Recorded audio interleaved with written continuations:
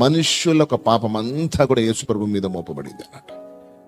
మనుషులందరి పాపం మరి యేసు ప్రభు మీద మోపబడింది. So that is the place with heavy sin అన్నట్టు. ఆ స్థలమే అనంట భయంకరమైన పాపం ఉన్న స్థలం ఎక్కడ అనంటే మనుషుల పాపము యేసయ్య మీద మోపబడింది. సిలువలో తను మన కొరకు మరణించినడు. ఆ స్థలము మరి అక్కడ మనకు విమోచన కలిగింది. జ్ఞాపకం ఉంచుకుందాం. త్యాగము తన ప్రాణాన్ని మన కొరకు అర్పించినడు తండ్రి. కాబట్టి సాక్రిఫైస్ లేకుండా ప్రేమ అని అనబడదు. గుర్తుపెట్టుకుందాం. నేను అంటున్న మాట, రక్తములో కడగబడిన మనము ఉచితంగా పొందుకున్న ఈ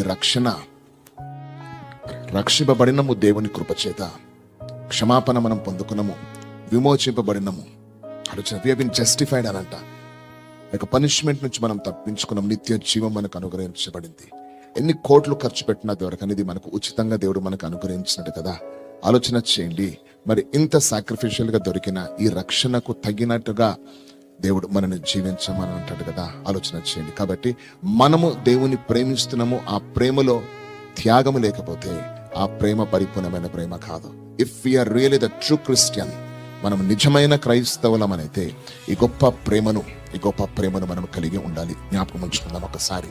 కాబట్టి we should have this love, sacrificial love. నేను ఒక మాట చెప్తా, జాగ్రత్త వినండి. ప్రతి క్రైస్తవునిలో నువ్వు క్రైస్తవుడవైతే at least there should be one sacrifice. ఒక్క త్యాగమైనా ఉండాలి, ఒక సాక్రిఫిషియల్ ఉండాలి. ఏ ఏరియా అనగానే, ఎనీ ఏరియా. ఆలోచన చేయండి. You should sacrifice something for the Lord because God has sacrificed himself for you. తనను తాను తండ్రి నీ కొరకు త్యాగం చేసుకున్నాడు గనక నీ జీవితంలో ఏదో ఒక త్యాగం అనేది ఉండాలి. మనీ ఇచ్చే దాంట్లో త్యాగం ఉండాలి, లేదా దేవుని కొరకు సేవ చేసే విషయంలో త్యాగం ఉండాలి. నీ కుటుంబంలో ఎవరైనా దేవుని సేవకు సమర్పించడం దాంట్లో త్యాగం కనబడాలి.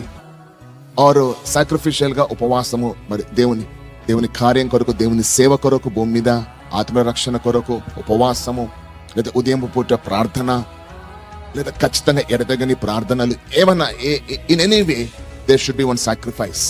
ఆ త్యాగం లేదు అనంటే అది పరిపూర్ణమైన ప్రేమ. రియల్ గాను యేసు ప్రభుని ప్రేమిస్తున్నట్టుగా కాదు. జ్ఞాపకం ఉంచుకోండి.